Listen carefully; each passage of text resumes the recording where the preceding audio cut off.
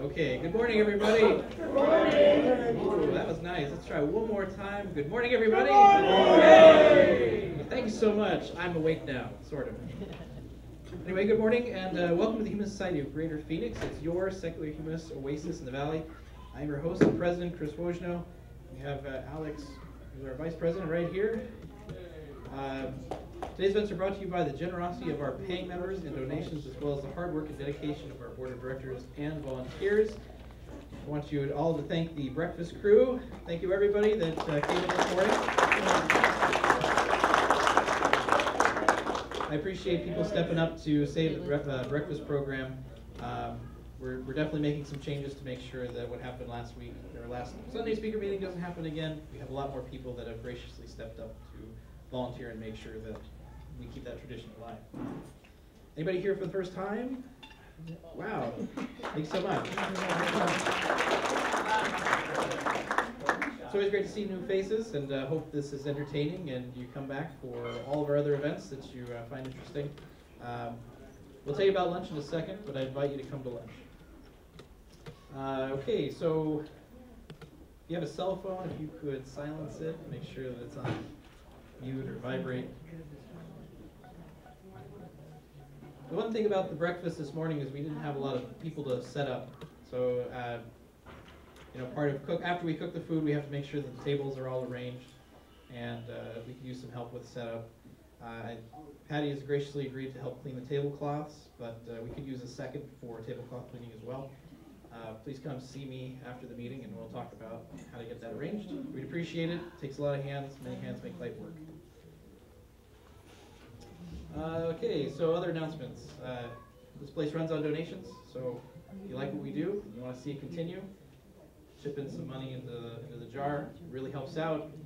Again, we don't get any money except from our members and our, thank you, Sandy, from our paying members and our guests. So appreciate anything that you can give us. Keeps the lights on. It does take money to run this place. There's a lot of maintenance involved, especially with the neighborhood kids, which are giving us a little bit of trouble with our windows lately. Yeah, one of them must have gotten a BB gun for Christmas. So that's a thing. Okay, so we've got our donation fundraiser board here for donations. We also have the tag sale that's still going on. If you do want to buy something, we're probably going to add window replacement to this soon. So if you do want to take responsibility for some of that, just take a tag, and Sandy can help you with the cashiering stuff. Also come to me, and then I can help out as well.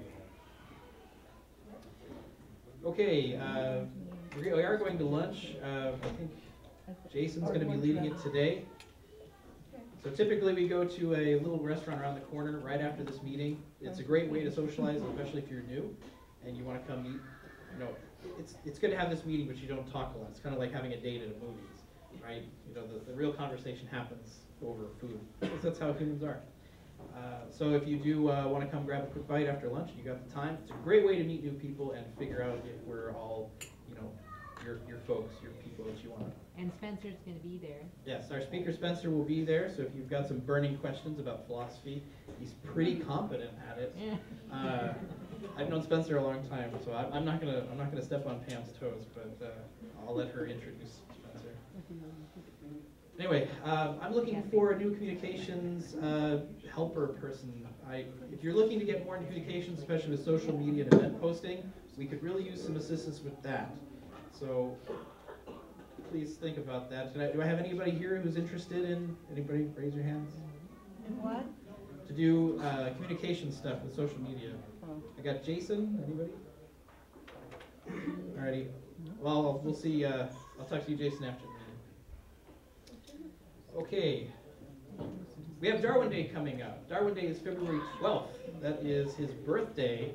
And every year we get together, we celebrate Darwin's birthday with a big lunch. We have primordial soup, we have some dinosaurs, chicken, and we like to get together and have a good time. It's basically a big party.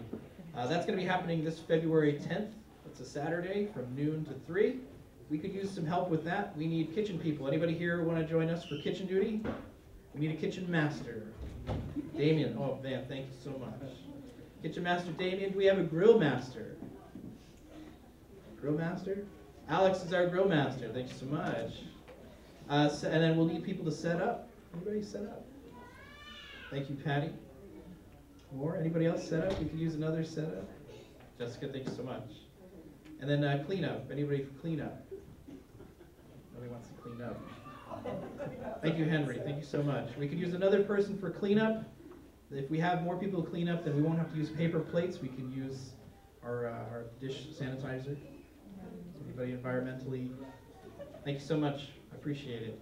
So again, it is Saturday, February 10th, from noon until about 3 o'clock, and it's going to be a blast. We always have a lot of fun. It's a great way to also meet people and, you know, kind of chat and talk about whatever you need, or whatever you want to talk about. My tablet fell asleep. Okay, so yeah, that's going to be a lot of fun. It's going to be Saturday, February 10th. Tomorrow night, we have our second Smart Recovery meeting. It's a peer-to-peer support group for people with addiction. It could be alcohol, drugs, eating disorders, that kind of stuff. So if you're looking for a support group, we're having it tomorrow at 7 o'clock here at the center. It is science-based, evidence-based recovery. We have our book club coming up. That's going to be this Saturday, January 27th, 10 a.m. It's on, the book is called The Bonobo and the Atheist by Franz de Waal. It's essentially about how studying chimps, we've been able to kind of make parallel correlations to modern day religion. So it's kind of a neat book. If you have some time to check it out, you want to come to our book club, Roy runs it. It's going to be right here in the morning at 10 o'clock, and it's going to be a lot of fun. We also have our Philosophy Under the Influence next Sunday. Where's Alex? Alex, this one's going to be on intelligence, artificial intelligence. Artificial intelligence and personhood. So yeah, Philosophy Under the Influence, if you don't know, it's a really, I know it's ironic that I talk about Philosophy Under the Influence after a Smart Recovery program. Don't pay attention to the man behind the curtain. So Philosophy Under the Influence is a lot of fun. It's a BYOB. You come in, and it's basically a giant, literally a round, giant table discussion group about the Crash Course Philosophy series. Watch the video beforehand, come in and bring your notes and have a really good discussion. It's a lot of fun. I can't recommend it enough. We have our Acquiring Minds, which is very similar to this, but the pick a topic. Richard hasn't picked a topic yet, but it's coming. This one's going to be on February 3rd, it's Saturday morning, 9:30 a.m. right here, and then they usually go to like a lunch afterwards. But that one's also a lot of fun, kind of the same deal. There'll be a roundtable discussion. Richard does a really good job moderating it. It's a lot of fun. You should come check it out.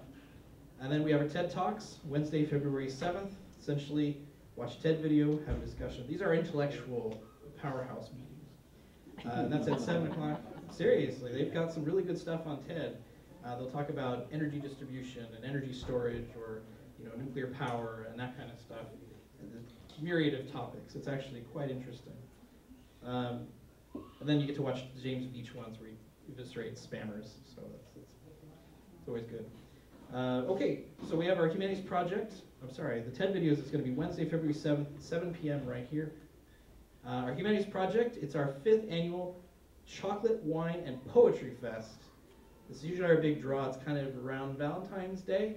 So if you're looking for something to do and you want to have chocolate, wine, and read poetry and hear poetry read, that's going to be on Friday, the 9th, February 9th, right here at the center. I believe it's at 7 o'clock at night.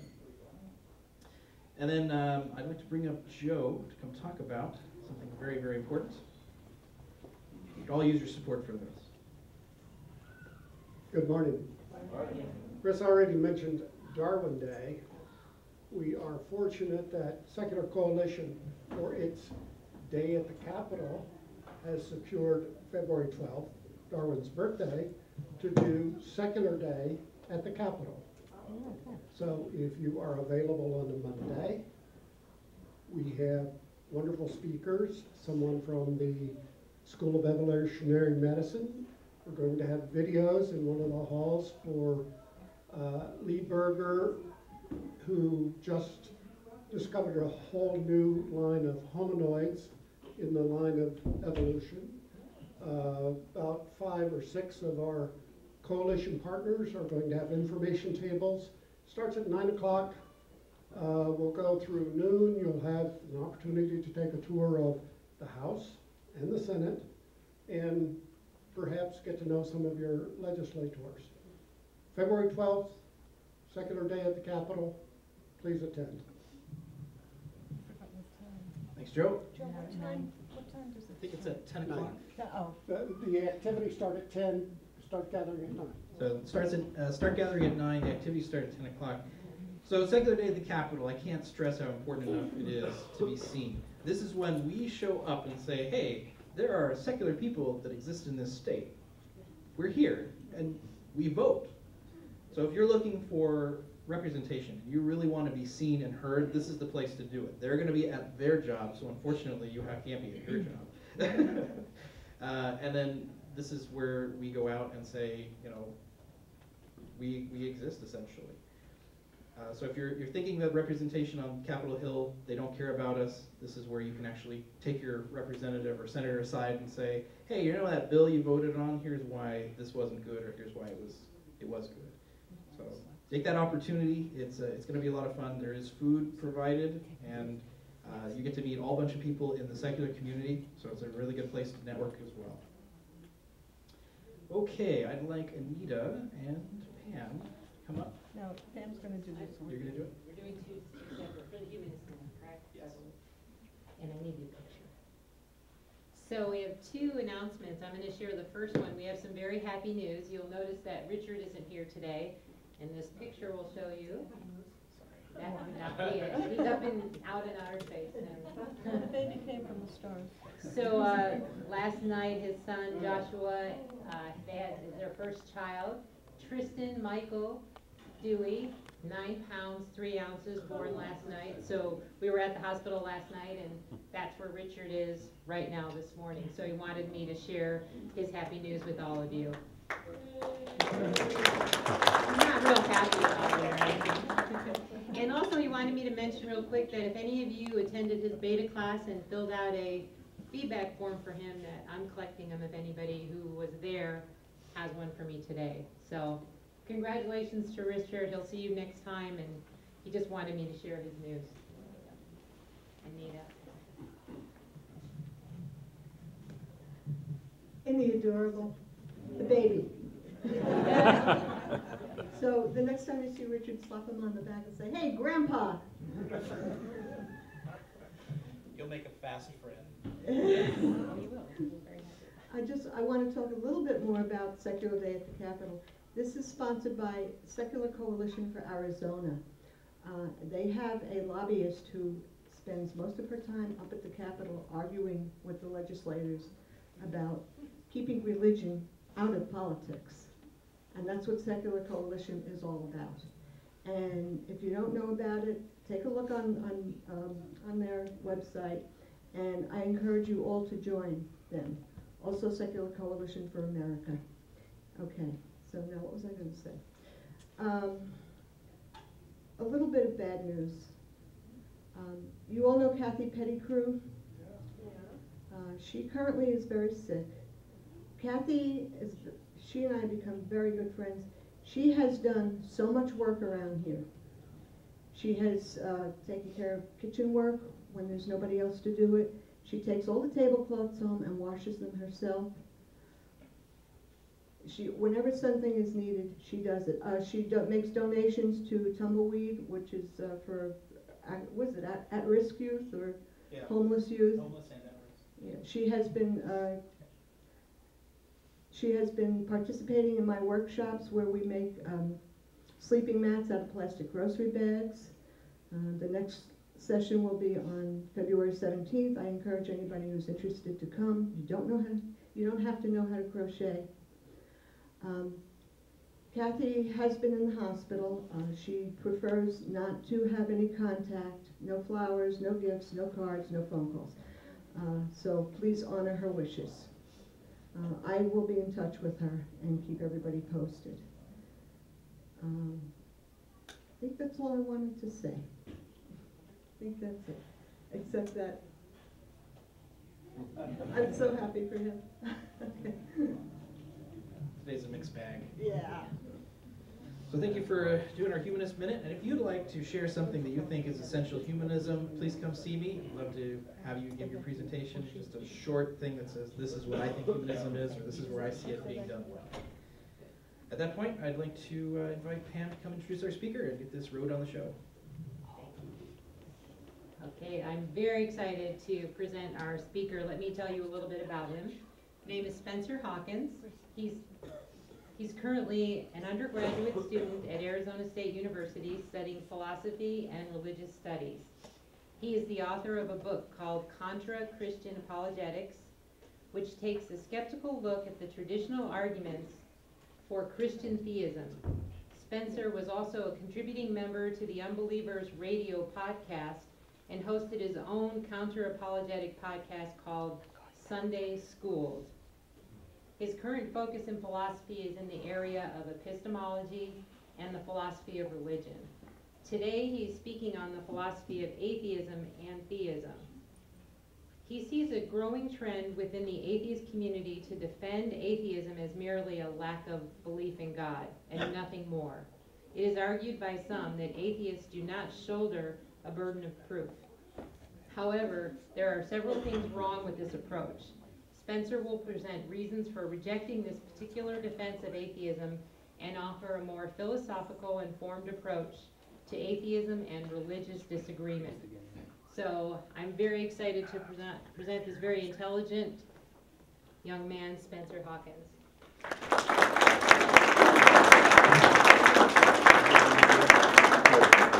This works? Oh, okay. You don't need both. Cool, this mic works. Well, thank you, Pam, for that nice introduction. So the name of this talk is a critique of lacktheism, and it is an analysis of the philosophical problems in contemporary atheist activism. As Pam said, there is this growing trend in atheist activism, online atheists and atheists writing books, and even the president of American Atheists, who are trying to take a certain philosophical and argumentative approach to atheism that has some rhetorical value and it has some benefits, but I'm going to argue in this talk that there are also problems with it. Let's see if the slide works. So let's begin. So to start, I want to go over a little bit of philosophy, and then after that, I'll say something about the history of the terms atheism and theism, and how they've come to be in the English language and what they've meant, and then show you some examples of this lacktheism, or defining atheism as just a lack of belief, and then I'll go into the problem. So to begin, epistemology is the study of the theory of knowledge, and it deals with the nature of beliefs, knowledge, rationality, and justification. And a traditional analysis of knowledge is that it is a justified true belief. So these are the kind of ingredients that go into knowledge. So if you believe something and it's true and you have a justification to believe it, then we can consider that a bit of knowledge. So what this means is that knowledge is a subset of belief. So as you can see, if you know something, then you also believe it. But not everything you believe you know. Sort of makes sense? Okay, cool. Good philosophy. What is a belief? Well, a belief is simply what you think is the case, or a mental representation of what you think is true. And this is from the Stanford Encyclopedia of Philosophy. Most contemporary philosophers characterize belief as a propositional attitude. A propositional attitude is the mental state of having some attitude, stance, take, or opinion about a proposition or about a state of affairs in which that proposition is true. So, wow, the format is a little bit different than I made it. But in Aristotelian logic, Aristotle would say a proposition is a sentence which affirms or denies a predicate of a subject. So the sentence, Socrates is a man, Aristotle would affirm this sentence, and Socrates would be the subject, and is a man is what is being predicated to the subject. So, for instance, Socrates is not an alien. Aristotle probably would affirm that as well. Socrates is the subject, and is not an alien is the predicate, which is being predicated to Socrates. So that is what a proposition is. And then when you have a propositional attitude, you are thinking that it's true or thinking that it's the case. And it can be in the positive or the negative. So consider these propositions. The first one, Donald Trump is the president. That's true. I don't care what you think. Well, okay, I hear some, it's true, right. Okay, and I actually have a prop here. So, and in this jar, there is an even number of M&Ms in this jar. And I mean, there's no gimmicks going on here. This really is a jar of M&Ms. I haven't counted it, and no one in here has, so when you hear the proposition, there is an even number of M&Ms in this jar. Undetermined. Okay, that's good. Is it an even number? We don't I know. haven't counted it. So it's not complete. So, well, okay, we'll come back to this. The third one, there is an Earth-sized planet between the Earth and Venus. Okay, so upon hearing these, you may form the propositional attitude or belief towards each proposition. The first one is true, even if you wish it was not true. The second one is indeterminate, since I haven't counted these, and I actually ate a couple before I came here, so the number has been reduced. And the third one you may think is false. Okay, so real quick, what is truth? The correspondence theory of truth would say that when a belief or a proposition corresponds to a fact, it is true.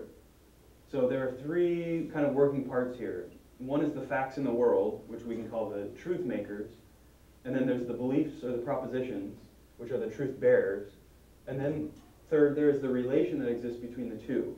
And it's the relation that we label truth or falsity. So it would look something like this. This green guy is saying or believes Donald Trump is the president, and that is the proposition. And then there's the fact in the world, our orange president. And then there's the relational property that exists between the two, and that's what we label truth. So this is the correspondence theory of truth.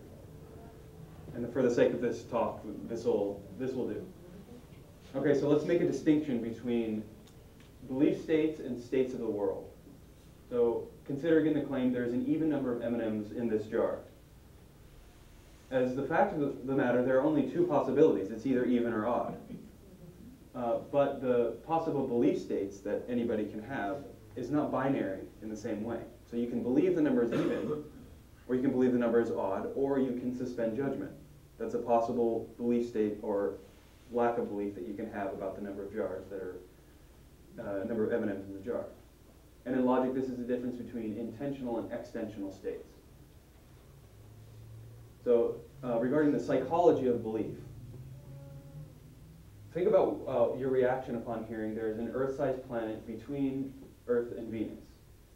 If you can identify the reasons for thinking that it's false, you will not merely suspend judgment in the way that you may with regard to the M&Ms in the jar. You will form the propositional attitude that the proposition is false. The difference between the extraplanet case and the M&Ms case is the background knowledge that is available to us. We can recognize that the claim that the Earth, that there's this Earth-sized planet between the Earth and Venus, it doesn't fit into our understanding of the world. So we form a belief in the negation of the claim. And what this means is that there is no reason to limit all inquiry to only one prong of a proposition. And we'll come back to this. So consider the claim that a lot of atheist activists will say that not believing is, or not believing something is not the same as believing that the opposite is true. So this is true in the sense that you can not believe that the number of M&Ms in the jar is even without affirming that the number is odd, right? You can suspend judgment, and that's a perfectly reasonable thing to do. However, it's false in the sense that if you have sufficient background knowledge of a concept, a rejection of the proposition will correspond with or be entailed by the affirmation of its negation. Maybe I'll say it again. This idea that not believing something is not the same as believing the opposite is true, this is false in the sense that if you have sufficient background knowledge of something, then a rejection of the proposition that, say, there's this Earth-sized planet between the Earth and Venus, the rejection of that will correspond with or be entailed by an affirmation of the negation. So when you hear, hey, there's this extra planet between the Earth and Venus, the reason that you're going to lack belief in this extra planet is because you affirm the negation of the proposition. You're going to say, no, there's not an Earth-sized planet. So that's kind of the way the psychology of our beliefs work. Once you hear some proposition that you just think, upon reflection, it's false, you're going to affirm the negation of the proposition in a way that you wouldn't when it comes to the M&Ms in the jar. This is kind of a lot, but hopefully it makes sense. So rationality and justification is another important topic to cover quickly. Rationality has two main components. So you can follow the evidence where it leads, and you can scale your confidence to the degree of the evidence available. So there's two parts to being rational. And what that means is that there's two ways to be irrational. You can fail to follow the evidence where it leads, or you can be overconfident or underconfident in a belief. So what that means is you can rationally believe something that's false, and you can irrationally believe something that's true. It's kind of counterintuitive, but suppose thousands of years ago they believed that the Earth orbited the sun. Rather the other way around. The sun orbited the Earth, right? They thought the sun went around the Earth. And they, the evidence that they had, their belief was rational. It happened to be false, but their belief was rational. Or you can be, suppose you're overconfident in a belief that's true. So maybe some scientific claim or some inductive claim that somebody claims to be absolutely certain about. Right? The level of evidence that you have, or the degree of evidence that you have, doesn't justify a conviction of certainty. Right? It's only like a high degree of confidence that's entailed by the evidence. So that's how rationality works. And justification is just the underlying logical connections of your reasons to the facts.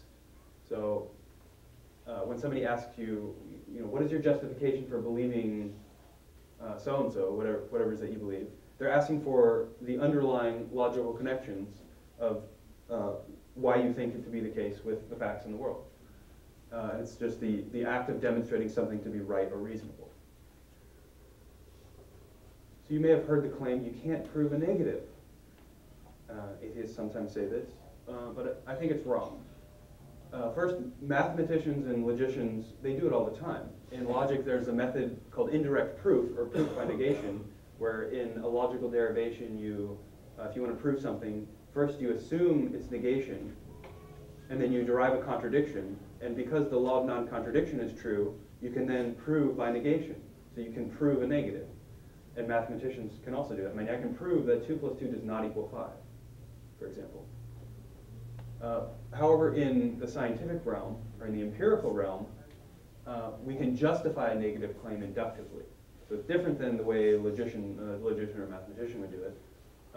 And that the way we do it in science is because the absence of evidence is evidence of absence. So think about why you think there is not an Earth-sized planet between the Earth and Venus. It's because we don't see one, right? There is an absence of evidence where we would expect to find it.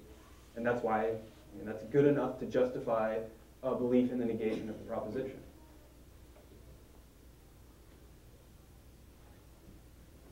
This says, and at this point, it is a mistake to appeal to certainty or absolute proof. So while it's true that you cannot prove the negative of the claim about any claim about the external world, like you cannot prove absolutely that there's not an extra planet, but you also can't prove it in the logical sense either, because it's a scientific claim. So a lot of people try to bring in certainty or bring in absolute proof into certain questions where it's a mistake to talk about certainty, because a lot of things we're not absolutely certain about. Basically everything about the external world, we can't be absolutely certain in epistemological sense in terms of our justification.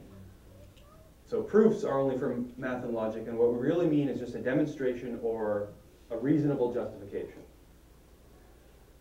Okay, we're through the philosophical stuff. Now we can talk about atheism. So the traditional definition of atheism is that it's the view that God or gods don't exist, or the denial of theism, represented with this fine bumper sticker.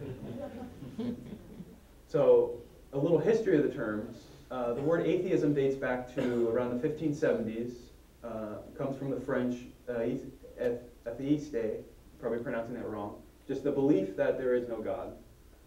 And then theism, oddly enough, shows up about 100 years later from the French theist, belief in a deity or deities. And then by 1711, it was specified to belief in one God, as opposed to belief in many gods or polytheism. So this is kind of counterintuitive for some, but they think that atheism is defined in terms of theism, but historically, it's actually been theism that has been defined in terms of atheism. And then agnosticism, or an agnostic, comes from 1869. Thomas Henry Huxley defined the word just to mean without knowledge. And then non-theism dates back to 1850, without theistic belief, or lacking theistic belief. And I looked up some terms on Google Ngram, and this is a search feature that looks at words that are used in published books. And I searched all the way back to the early 17th century, and you can see atheism is used in published material for several decades before theism. The red is the theism. And then you see polytheism come about, and there's a big old spike of polytheism.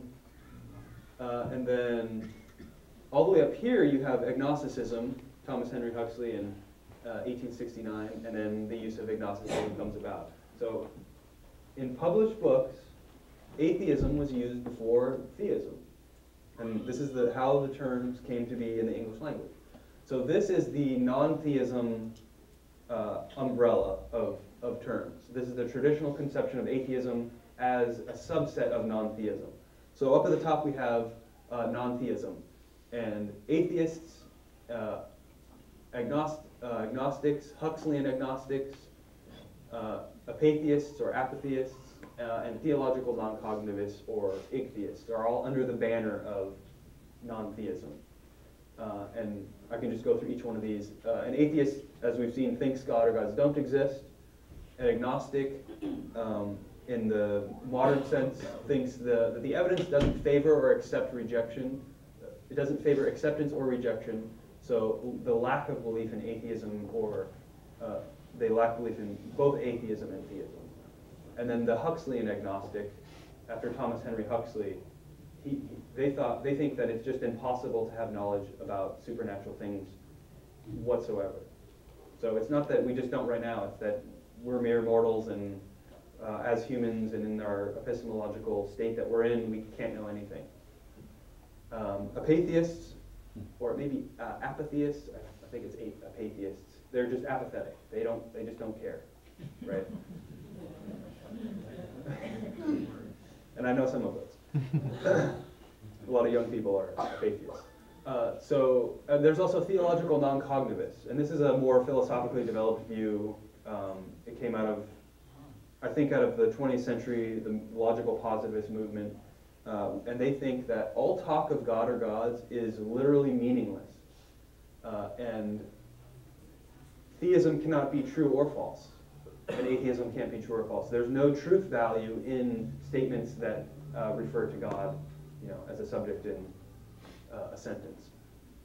And then on this view, secularists, humanists, freethinkers, and skeptics may fall under non-theists, and those are just people who may just live without the influence of religion in their lives. So I have a short video to introduce this other alternative way of defining atheism, and I hope this works. Oh, nope. So, Chris, do you know what I should do here? Let's see. Command tab. Anyway, while I'm interrupting, try cursing at it. That works too. Or the range. Does anybody drive a Nissan Altima Silver? It's running in the parking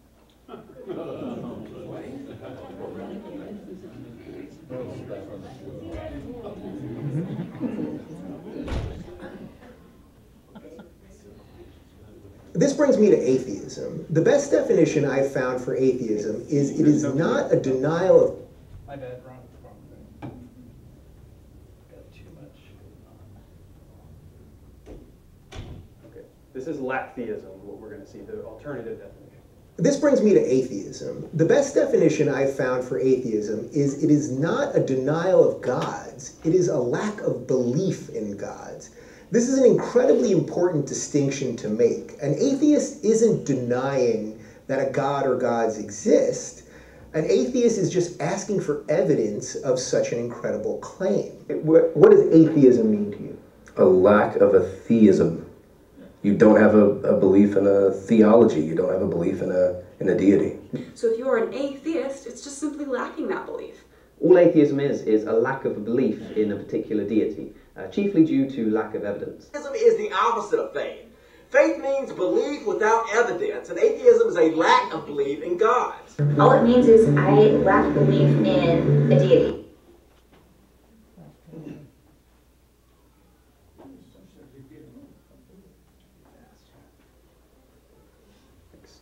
So that should be pretty clear. They're very specific to say that they just lack a belief. And this is, if you Google atheism, one of the first pages that comes up is American atheists. And they're on this bandwagon of lack theism. And they say atheism is one thing, a lack of belief in gods. Atheism is not an affirmative belief that there is no God, nor does it answer any other question about what a person believes. And then they say atheism is not a disbelief in gods or a denial of gods, it is a lack of belief. So it should be absolutely clear. It has nothing to do with belief or what you believe. It's not an affirmative belief, it's just the lack of a belief. Okay? This is the lack theism umbrella.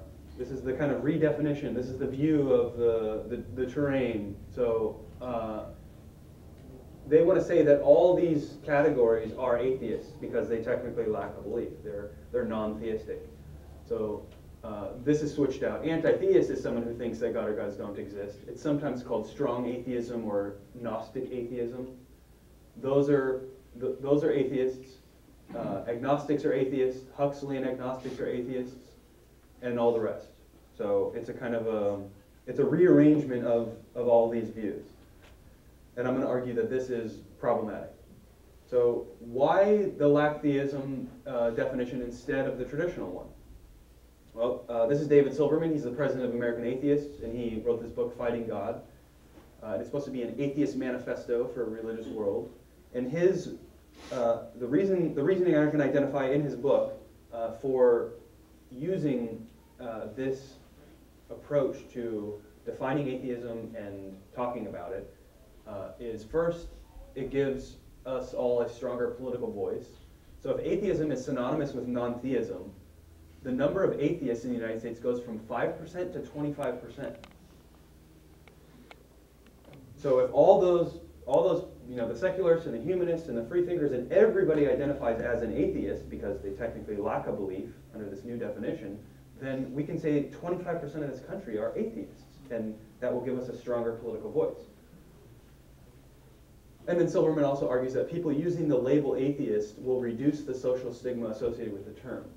So you guys have probably heard of the studies that have come out showing that atheists are some of the least trusted groups in the country, less than, I think, Muslims, and there's some other thing on there. It's like felons, yeah, maybe that's it. Murderers and rapists. It's like there's something. No, we aren't. We're less trusted than felons. So Silverman argues if we all call ourselves atheists, even if we're just a humanist or a free thinker or Huxleyan agnostic or whatever, that the social stigma associated with the term will go away and the prejudice against atheism will decline. The second motivation is that it's an argumentative strategy. So they will argue that atheists just want evidence. As we saw in the video, atheism is only a lack of belief, so only the theist has a burden to provide the evidence in an argument. The atheist can just say that their view is the default position, which doesn't need to be defended. So it kind of puts the burden on the theist, and we're fine saying that we're atheists without having to do anything. The third is Silverman has an etymological argument, and he argues that the meaning of atheism comes from the Greek prefix a, meaning without, and theos, meaning deities or gods. So the correct definition of atheism is simply without belief in theism. So it's defined in the negative So on to the problems with lack theism. The first problem that I think is a big one is they having a misconception of belief, the nature of belief. So the word belief has a bad reputation among some skeptics. It's because we call religious people believers, but that's just shorthand for religious believers. And also, it's common to respond to questions that we're unsure of with, I believe so, or that's what I believe anyways, kind of hedging our claims. And what this does is it causes some to associate belief with blind faith or unjustified conviction. So people are kind of become allergic to the word belief. They don't want to associate themselves with having beliefs. And I want to argue that this is a mistake. So even prominent atheists. This is Dr. Lawrence Krauss, who's a physicist at ASU, and in a debate with a Christian apologist, he argues, he says, quote, I don't believe anything. Belief is not a word that scientists use. Things are either likely or unlikely. They're very likely or very unlikely. We try and assess the likelihood of something, so if the likelihood of something is near certainty, then you might call it a belief. But it's not a belief. It's not something we say, I believe this, which means that I have some inner confidence and inner certainty. That's not how science works. And I would say, while it's true that science doesn't depend on people's inner convictions, scientists do believe things in the sense that they accept some propositions and states of affairs as being true or false. Of course they do, right? And I think the mistaken conception of belief is based on this false dichotomy between facts and opinions. And it seems like people who say this, they assume that demonstrable facts can be accepted as likely or true, while unjustified assertions are merely one's opinion and thus only a belief. Right? So it looks something like this. This is the false dichotomy that they're operating under. Facts can be shown to be true with empirical evidence, and they're known or accepted but not believed. And then on the other side, you have opinions which are not justified or justifiable by empirical evidence, and they're merely believed, but not known. Right? You can't know, if you know something, it's a fact, and if you merely believe it, it's just your opinion. And I want to argue that this is wrong. This is misguided. So recall our definition of knowledge. That of a justified true belief. This makes knowledge a subset of belief. So if you know something, some scientific fact, then you must also believe it. Right? Because if you know something, you also believe it. It's a justified true belief. That's what knowledge is. Otherwise, you'd have to redefine belief to exclude all facts. You'd have to say, I don't believe any facts. And that's just going to confuse a heck of a lot of people. Who wants to affirm that they don't believe any facts? It's kind of odd, right?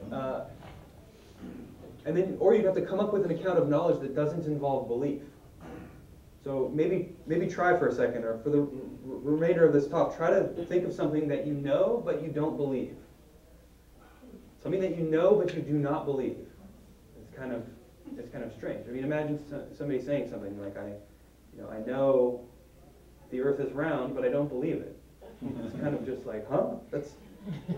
That goes against centuries of philosophical understanding of knowledge that dates all the way back to Plato. I know life is meaningless, but I don't believe it. Does that make sense? No. I think it does. That makes sense, but I didn't read it. You don't believe it? Okay. Well, then how do you know it? In what sense do you know it, is what I would say. If you know life is meaningless, but you don't believe it, in what sense do you know it? You must believe it's meaningless. Yeah. If you know it in the traditional sense of having a justified true belief, it's justified and it's true, but you don't believe it, well, I mean, maybe we'll think about that. I believe the Mythbusters are famous for saying, I reject your reality and substitute my own. You usually substitute with explosives, too. And maybe you don't want to believe it. Yeah. It's difficult to believe. I agree. So this is recall from the American Atheist page on atheism. Atheism is not an affirmative belief that there is no God, nor does it answer any other question about what a person believes. So let's apply this. Let's see what this looks like. So David Silverman writes in Fighting God, he says, I'm a conclusionary atheist. Some use the term hardy atheist or strong atheist. That is, I have read, thought, and studied enough to satisfy myself that there is no God. All gods are imaginary, and actively believing a God is silly. I've concluded all religion is a scam. If a God shows itself, or if Santa Claus lands on my roof, I will rethink my worldview. But until then, fiction is fiction. So notice that Silverman is affirming the proposition that there is no God, all gods are imaginary. And that's his conclusion. He's a conclusionary atheist, right? He affirms that proposition. But this poses a problem, right? Whichever position we identify with, whether it's strong atheist, positive atheist, conclusionary atheist, anti-theist, atheist, if we define atheism as being without belief and not answering any other question about what a person believes, then each of these positions is necessarily without a justified true belief. The whole point of a strong or conclusionary term is to denote a justified conclusion of knowledge. I mean, that's what Silverman says, right? He says that he's read, he's studied, he's come to this justified conclusion of being a conclusionary atheist, except atheism isn't about a belief at all. So he's saying that he's concluded a proposition that he doesn't believe. He's concluded something that he doesn't believe. But it also opened the door for belief in that same story. How's that? He said if God appeared to him, he would have to rethink it. That's right, he did. But a God hasn't appeared to him, and as it stands, he has read, thought, and studied enough to satisfy himself that there is no God. So he's affirming that proposition right here. He's affirming it. But he's defining atheism as not answering any question about what a person believes. So his atheism, we can see that it's the philosophical equivalent of shooting yourself in the foot. To say you've concluded something, concluded a proposition that you don't believe. But, I mean, there's a way that they get around this philosophical contradiction, and that is to equivocate. So defining atheism as only a lack of belief causes the atheist to shift between different meanings. And many of you may have seen this kind of four-way chart with Gnostic theism, Gnostic atheism, agnostic theism, and agnostic atheism represented there. And it's supposed to represent, or supposed to signify, like, knowledge represented at the top, and then like without knowledge at the bottom, and then belief in theism, and then atheism over here. Right? So maybe a Gnostic theist would claim to know that God doesn't exist, and an agnostic atheist would claim to not know, but still believe that God exists. Right? It's a kind of these are sometimes represented as like strong atheism and weak atheism, or positive and negative atheism. But the problem is, if we stick to our lack-theism redefinition of atheism, then the term Gnostic atheist would translate as, I know that I lack a belief. And then agnostic atheism would translate as, I don't know that I lack a belief. Right? So what they do is they equivocate, and they say, atheism is only a lack of belief, except when I believe it. Right? And the only way this four-way chart can make sense is if atheist refers to a metaphysical state of affairs in the world, and not just a psychological description of what a person lacks. And that's a very important distinction to make. So the third problem is that the same vagueness will persist if we use this lack-theism redefinition of atheism. So Silverman writes in his book that he doesn't like the label anti-theist because it's vague and people often confuse its meaning. So he writes, another term I'd like to address is one I no longer use, anti-theist. When I used it, it was meant to deliver the message that I was not only without theism, but against it. And he says, the problem is, like other terms, the listeners don't always get the point because the definition of the word is vague. Is an anti-theist against theism or against theists? That's a big difference, and the same word describes both positions. I am vehemently against theism, but as you will see in this book, I am not at all against theistic people. I recommend people dump anti-theist as an identifier, lest you be judged incorrectly. So if we look back at the lack-theism umbrella of the grouping of terms, under the lack-theist redefinition, the same vagueness will will occur. So as Silverman says, he doesn't want to be confused. He's going to say, don't call me an anti-theist. He doesn't want to be confused with a person who's anti-people, or people will confuse him as a person who's anti-people with a person who's just anti-ideas. And that's a huge difference, right? So he doesn't want to be called an anti-theist because every once in a while, someone will come along and be like, are you anti-theists? Like, you don't like theistic people? And he would say, no, no, no. He's a humanist too. So he doesn't like the label because some people confuse it. But the problem is, the agnostics and the theological non-cognitivists, the atheists, they can say the same thing, right? When David Silverman tries to say that, if you're an agnostic, you're also an atheist, the agnostic is going to say, no, people are going to confuse a person who doesn't believe either way with a person who believes God or gods don't exist. So they're going to say, don't call me an atheist, right? Because the same confusion, the same vagueness is now going to exist in the term atheist. The theological non-cognitivists are going to say the same. They're going to say, it's going to confuse a person who thinks any claim about God cannot have a truth value with a person who thinks God is a coherent concept and they just reject its existence. So the theological non-cognitivists are not traditional atheists. And while the lack-theist definition fits them, they won't want the label atheism. Right? So the same vagueness will occur with this redefinition. It doesn't solve the problem. And if anything, it makes it worse.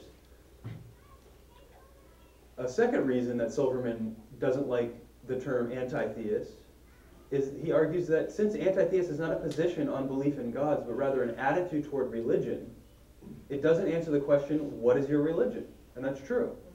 So it's a kind of a vague term. If you say I'm an anti-theist, it's like, well, what do you actually think about religion or the existence of God? The problem is, if you define atheism as a mere lack of a belief, it also doesn't tell you anything about what the person thinks about the existence of God, but it's only a psychological description of what you lack.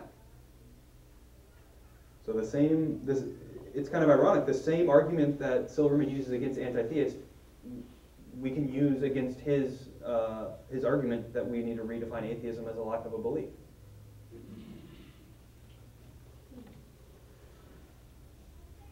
So Silverman's arguments against anti-theism, the confusion and the lack of clarity, they also apply to the lack-theist definition of atheism.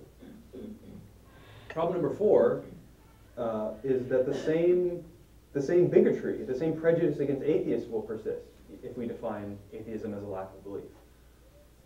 So suppose that we do successfully swap out the new definition of lack of belief with the traditional, more narrow definition that atheism has had for centuries.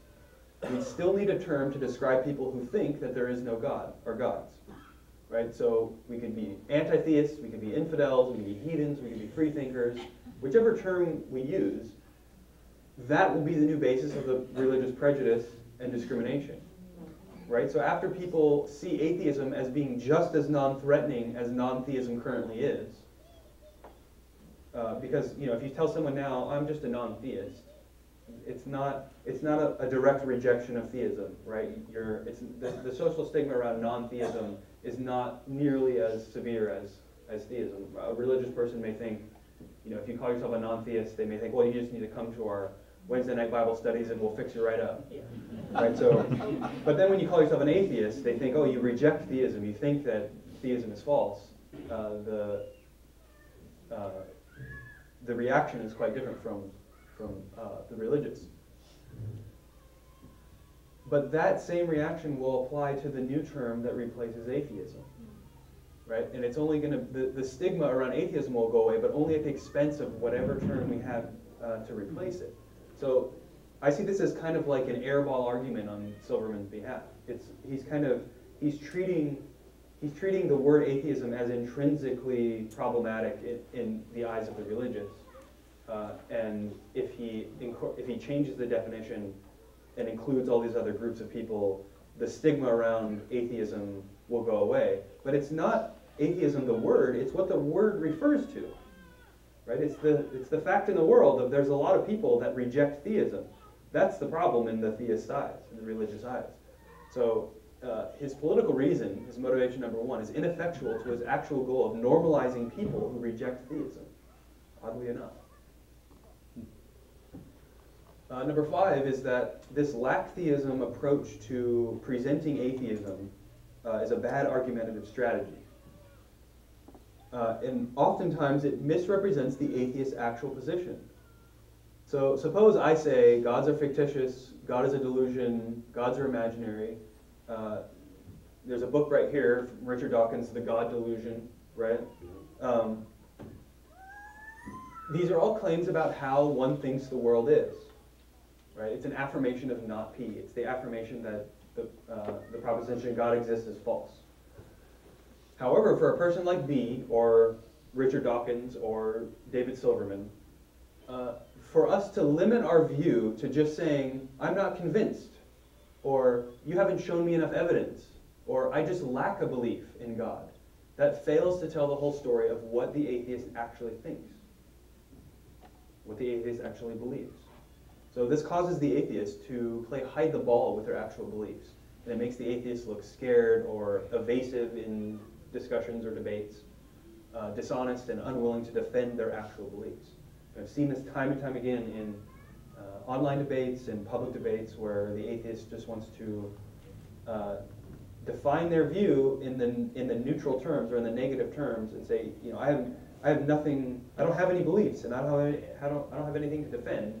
Yet they will say on their podcasts and on their own YouTube videos that they think God is a delusion and that gods are imaginary. So it's like they're not being upfront about what they actually think is the case about the world. And what this does is it causes the atheist to shift the burden of proof. And that's a name of a fallacy. It would go something like this. The atheist claims God is imaginary. And then the atheist demands that the theist justify that God is not imaginary. And then if the theist is unable or refuses, then the atheist concludes that God is therefore imaginary. So this is an example of shifting the burden of proof. Or it causes the atheist to appeal to an argument from ignorance. And that's saying that, God or gods don't exist because you can't demonstrate that yours is true. Right? The simple fact that a theist is unable to give a proof or give good justification for the existence of their religious beliefs, it doesn't mean, on that fact alone, doesn't mean that atheism is true or that no God exists.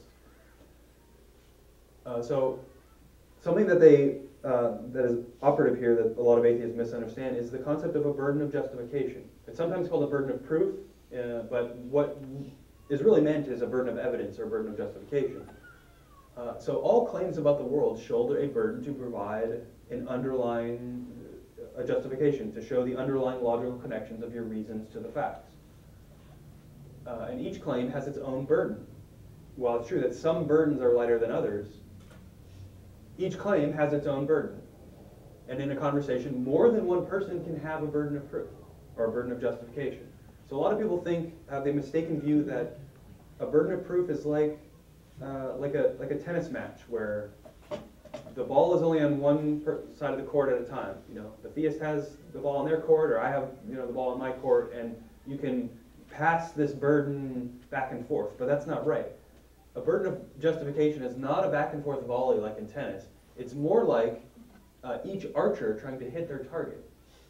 So you could have, if you're in a room full of people and you have a Hindu and a Christian and a Muslim and a Mormon, each one, and an atheist, somebody like me, each one has their own burden to provide a justification for what they believe.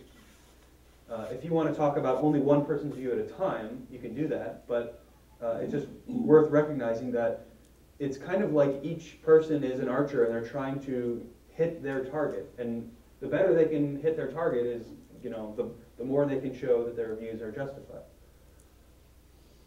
It's also worth pointing out that even if you're the only person left in the entire universe, only you exist, you still have a burden to yourself to justify what it is that you think is true, if only to yourself. Right? So you don't even need other people around. And we were talking about a kind of apologetics called presuppositional apologetics, this method that some religious apologists have adopted.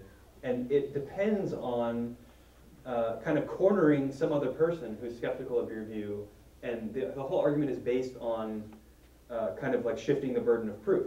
And what these religious apologists fail to understand is that, you know, they don't even need an atheist to be around or somebody skeptical. They have a burden to justify their own claims, if only to themselves. And so there is actually confusion on both sides about this burden of justification, and that complicates the whole matter. You may hear atheists say these two claims. The first is positive claims require positive evidence. And then the second one is that which can be asserted without evidence can be dismissed without evidence. And this latter claim is known as Hitchens' razor, after Christopher Hitchens. I think he coined this, or he wrote this, that which can be asserted without evidence can be dismissed without evidence. And a lot of atheists appeal to both of these to say that atheism is only a lack of belief, and they're kind of okay with being in this neutral position of, you know, not knowing, not affirming how many M&Ms are in the jar because the theists haven't provided enough evidence, or they have no evidence whatsoever. So both of these claims are true, but negative claims about reality also require evidence or reason to believe. So the belief there is not an Earth-sized planet between the Earth and Venus shoulders a burden of justification. And as each one of you know, we can justify the claim in numerous ways. We look through a telescope, look at our astronomical models, it doesn't fit, and we can justify the claim. A word of caution about absolute proof and certainty, that can be a distraction here, and oftentimes when these two claims are brought up, an appeal to certainty is made, and that's a mistake. So what we really are talking about is just a reasonable justification. And the negative claims do require evidence. You don't have to be able to prove it absolutely, but then again, you don't have to prove positive claims absolutely either to be rational or to be justified. And the second thing is that theists do have evidence. I think it's a mistake to say that, you know, that which can be asserted without evidence, as if theists don't have any evidence whatsoever. They do have evidence, it's just really bad evidence. It's, you know, like these cosmological arguments and teleological arguments and ontological arguments, right? They have this big bag of lines of evidence, but they're just not, they're not good. Yeah, they're either fallacious or inconclusive or whatever else. So what I think is that falsifiable God claims, that which you can falsify with evidence or with experience, they shouldn't be dismissed out of hand. So if someone says the Bible is literally true and the earth is only 6,000 years old and humans lived with dinosaurs, that's a falsifiable claim, right? We can go out in the world and investigate, and if their God claims rest on that, then we can falsify that view. We shouldn't dismiss it out of hand, right? If it's falsifiable, we shouldn't dismiss it out of hand because we can falsify it. And then second, non-falsifiable God claims, like some forms of deism. Sometimes people claim there is maybe a lowercase g God that exists beyond the universe, that is completely undetectable. It doesn't give us revelation. It's not even a he, it's just an it. Maybe like they call him like the God of the philosophers, or an Aristotelian first cause. Something that the world would look exactly the way it does whether this being exists or not. That's a non-falsifiable claim. We couldn't possibly provide evidence to prove that it doesn't exist, because the same evidence could favor the hypothesis that it does exist. So there's kind of evidence neutrality with non-falsifiable claims.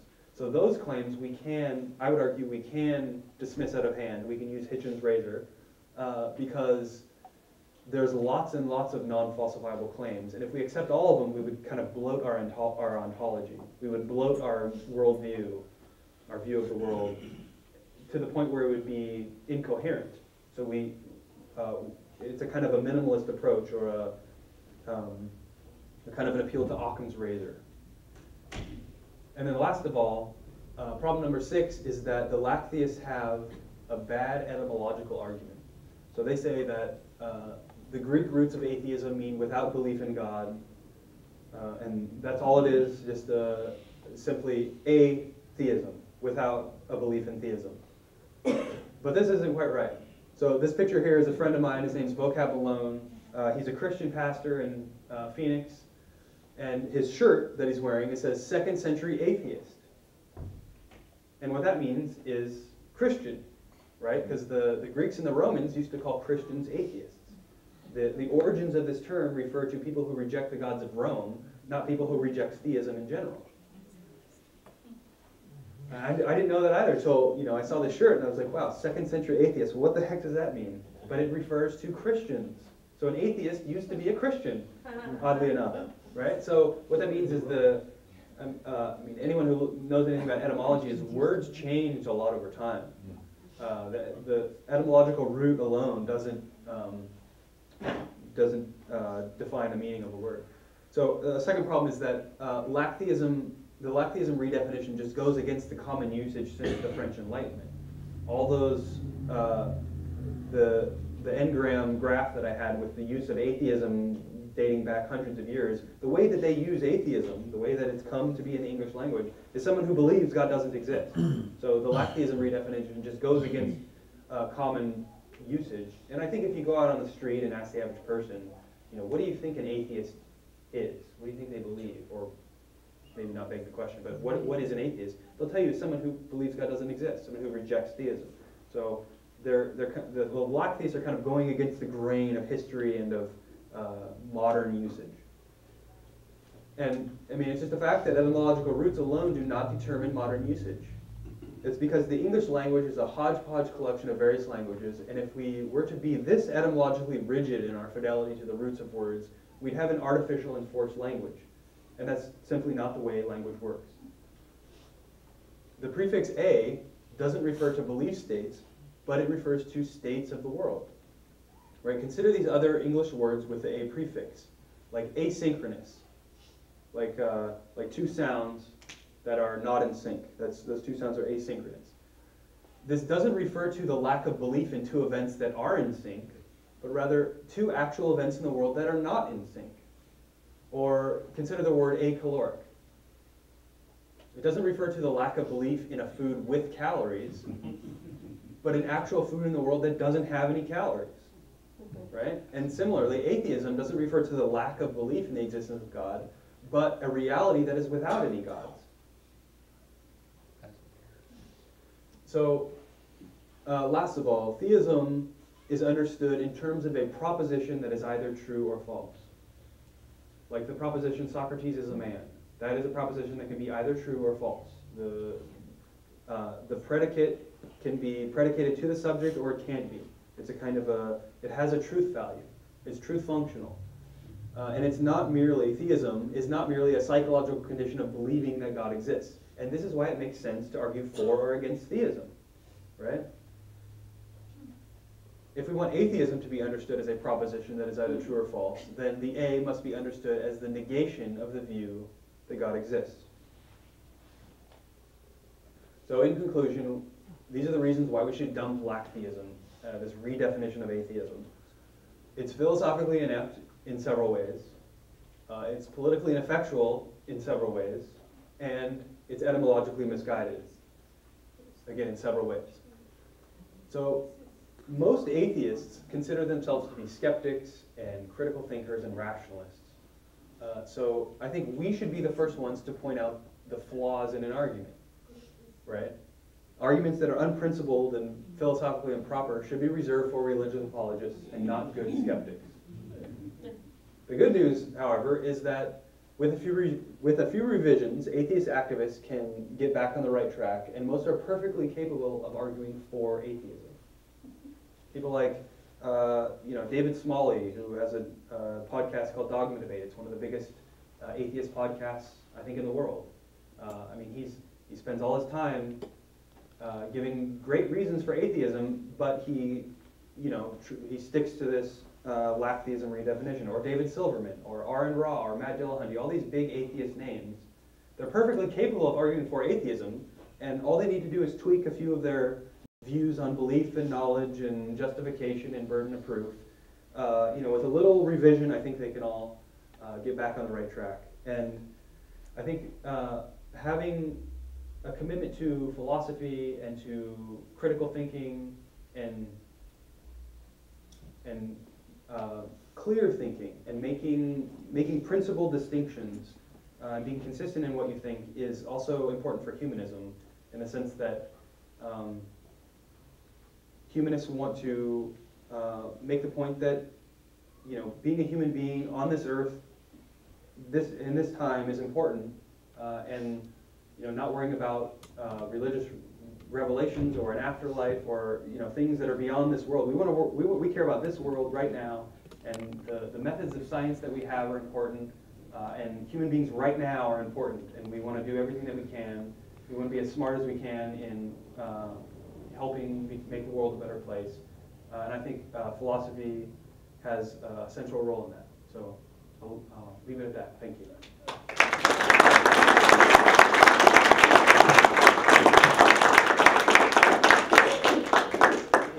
If anyone wants any M&Ms, I got a whole jar. Question there? Okay, hold on. Just turning on the microphone. Well, I enjoyed all of this. What does it mean to be a humanist? A lot of times people say that's the same thing as being an atheist. And I kind of reject that, because I think what we should be about is things like scientific method, secular government, yes, secular education, yes. You know, Monday through Friday is not Sunday school is on Sunday. And I think I think what the universe thinks of itself is not part of it, you know. So I think humanists should put ourselves out there for what we are and not what we aren't. Right. And move on. That's what I'm taking from this. Right, yeah, I agree. Thank you. Anybody else? Questions, comments? Oh, here. I'd like to get a copy of these slides because I have a few follow-up questions about the not only questions but maybe some critiques. Sure, yeah.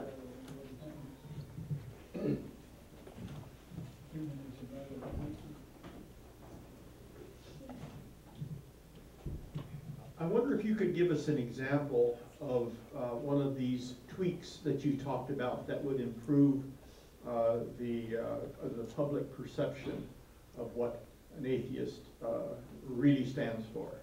Yeah. I think the question of the public perception is a little bit different than the question of philosophical consistency. So what I'm focusing on here is just being philosophically literate and applying principled arguments to atheism. But as far as the public perception, I mean, you know, atheists do have, or people who think that God doesn't exist, do have a kind of they're under a lot of social prejudice, and there's bigotry against atheists as people, or for what they believe. And you know the classic examples that atheists don't have any morals, atheists can't live a meaningful life. Not only that, but it wasn't so long ago they were burned at the stake. Right. Right. So in terms of improving that, I think the best way, the best way is just to lead by example, I think. So several times I've met people who are highly religious, and I talk to them, and they come away from a conversation, and they're like, wow, I met this atheist person who's not eating babies, and they're actually nice, and they know something about ethics, and they know something about, history and science, and they're interesting, and they're fun, and they don't seem to be this kind of scary, caricature of an atheist. And I think the best way is just to get out there and talk to people and be yourself, and maybe have an idea of what the questions that they want answers to. Like, how can you have morals if God doesn't exist? Or, humanism basically answers that question. What a humanist is all about is what we stand for and what we're trying to accomplish in the world, and secular values. And that is, I think that's the best way to improve the image of atheists in society. We have this same problem with secularism and being at the Capitol, where we say a secular prayer and get denounced because we didn't say to a higher power or mention God, means we aren't people. So our approach to this, and which we will present to a number of legislators is, this is what we think secularism is. Right. It's separation of church and state. It's equality of all people, so that dignity of all people is the same. And it's truth, scientific method, belief in what is real and that is what we bring to you as secularism. Yeah, that's a kind of a follow-up to your question.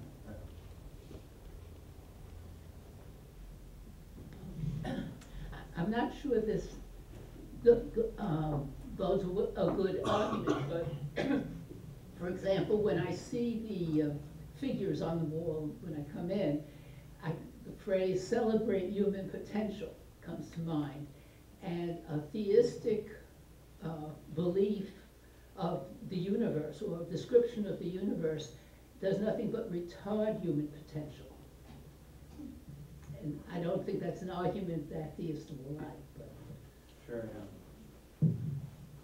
I think in some sense, theists can have motivations to do good things, donate to charities and build hospitals, and theists do quite a bit of good as well, but I agree that there's also parts of theism that are use humanity in a very negative light. The idea that you're born corrupted and you're born sinful just for who you are, and you deserve, eternity and some hellfire punishment. And that's a pretty terrible thing to say about all people. So I think the traditional Christian evangelical view of humanity, it takes two extremes about human nature where humanism doesn't. On one hand, you're made in the image of God, and God wants a personal relationship with you. So that's like, of everything in the universe, God wants to know us, and he created us in his image, unlike everything else. So we're super special in this one sense. But in the other sense, we have this nature that's corrupted, and we deserve to go to hell forever, just for who we are. So we're the biggest pieces of crap in the entire universe. So it's this distorted kind of view of humanity that occupies these two extremes, where I think humanism is more in the middle, where it's like, look, we're evolved creatures, we're natural organisms, we can think, we can be rational and do philosophy and care about other people. We're also capable of doing pretty evil things and bad things, but the humanistic view is more reasonable in that sense than the traditional evangelical. In one of your slides, you had a number of religious symbols on kind of a bumper sticker. Sure. And I think over the years, what I've kind of fought with is the fact that there's a big focus on God and lack of God, or theism versus non-theism. But I think what that slide kind of shows is that it's kind of the religions against those that consider themselves less religious. And so perhaps in this, is there some, because I think that you can argue that atheism is its own religion. So I think perhaps there's something in this that also needs to address the fact that religious doesn't mean you're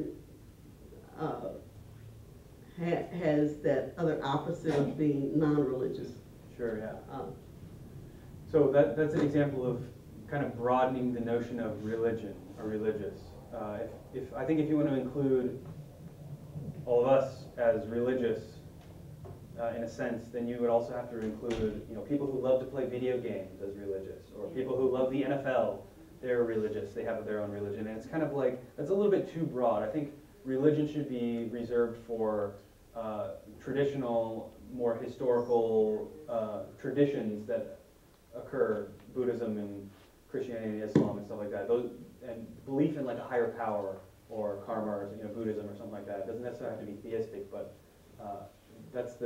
I think that's a more appropriate way to look at religion. And just to your point about the bumper sticker with all the symbols on it and it says you're all wrong, I think that's true in a sense. It's also not true in a sense. I mean, it's true in the sense that their metaphysical claims are probably not true with the gods and the afterlives and that stuff. That stuff may not be true. But all of those belief systems, all those traditions have elements of truth, right? About community and about salvation and self-awareness. That's philosophy. But yeah, right. So philosophy. So the philosophical side is true, but the religious, the stuff that makes it a religion isn't true. So I hope that helps. Can you not differentiate that religion is concerned with an afterlife, and humanism is concerned simply with this life, period? That's a very helpful distinction, yeah. Right.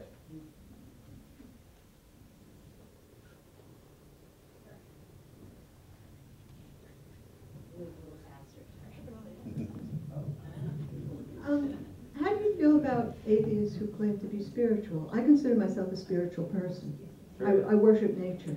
Yeah, so that's, I think that's perfectly fine. The way I define atheism, traditionally, is just the belief that there is no God, but that doesn't mean you can't be spiritual. You can't meditate, you can't feel a connection to nature, and that's perfectly fine. There's a famous atheist named Sam Harris who wrote a book called Waking Up, and it's basically how atheists can have spiritual lives. And he's not like a dualist where he thinks there's a soul and there's this immaterial, magic stuff going on. He's basically takes a scientific approach, but he is into meditation and that kind of similar to Buddhism, but like you're saying, an atheist can be just as spiritual as anybody. Sure. Yeah, Spinoza's pantheism.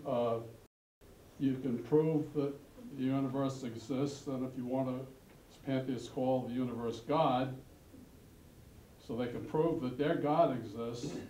So how do you discourage the secular humanist pantheists from saying that they are, when they could show higher power? I think, at least I acknowledge the sun to be a higher power than me. I'm a creationist because I could prove, I think science and physics has shown us that the sun created everything on this planet, right, you and me and everything. Sure, yeah. So it does, and it's a hell of a better way to meet the Jehovah's Witnesses and the Mormon missionaries at my door by saying, I have a provable God. Let me tell you about mine, and then you can show me yours. And that usually ends my discussion, and I have a lot of fun with it. Yeah, I think there sometimes is a problem with defining God as all of nature, and that's what Spinoza did. He thought the world itself is God. It's not some other thing that is outside the world, but it's the physical world itself, and consciousness itself is God. So that's kind of a shift in meaning from traditional monotheism. So I think you can say, yeah, I believe in God and the sun as a creator, but you're using those terms in a different way. So it's helpful to, the first thing you do in Philosophy 101 is you learn how important defining your terms is.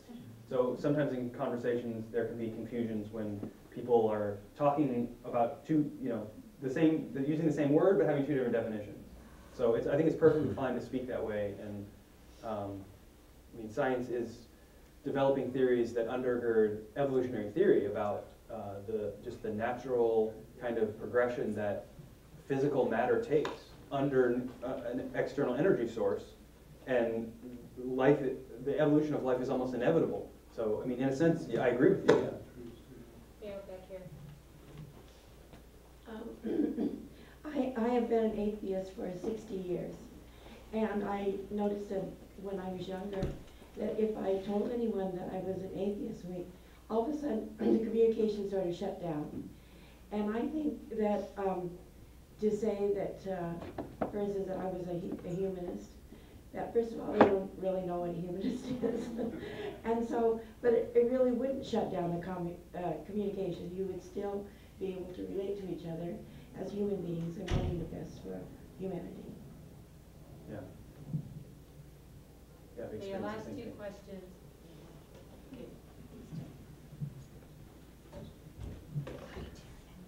As much as I might respect Anita's description of herself as being spiritual but not religious, I'm kind of the opposite. I consider myself a non-spiritual person who's very religious because I don't believe in spirit, I don't believe in the supernatural at all. perhaps it's my intrinsic to my nature, or maybe it's just because I was raised Catholic or something.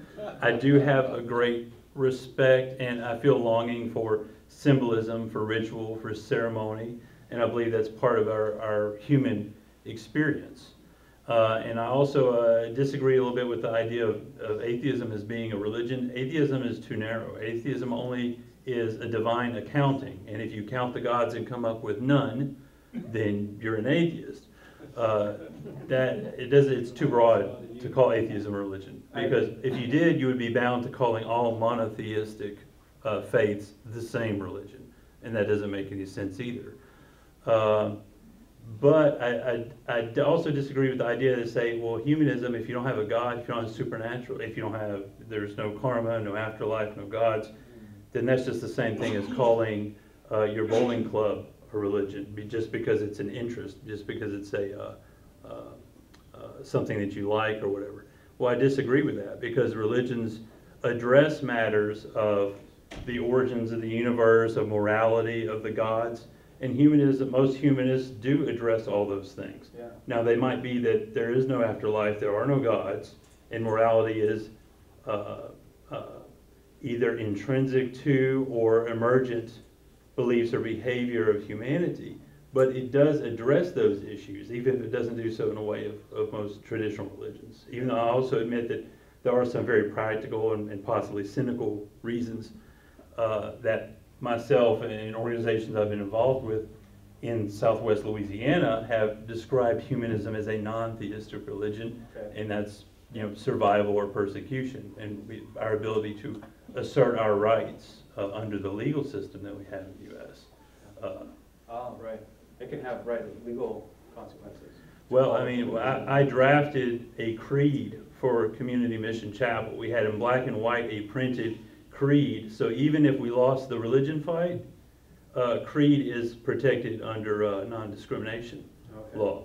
So we still have a creed, so you can't discriminate. So. Interesting. But it's also a sincere belief. It's not purely for legal reasons. Our last question. Yeah, I just wanted to bring up that when I was first reading this on the internet, when it said dump for the lack of theism, I thought you were for the lack of theism instead of saying atheist. And I thought, well, then I can see where they're coming from with that, because it's like softening the blow.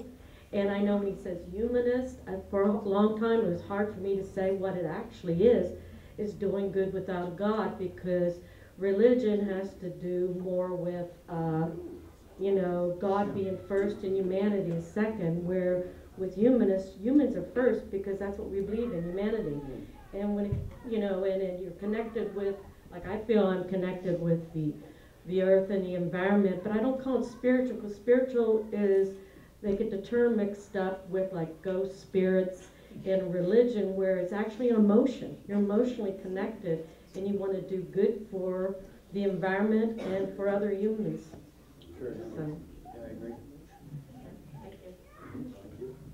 Thank you very much.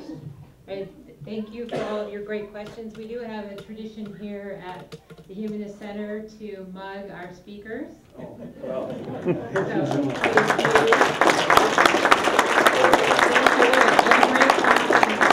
Please join Spencer and Jason and everyone for lunch to continue this discussion. Thank you.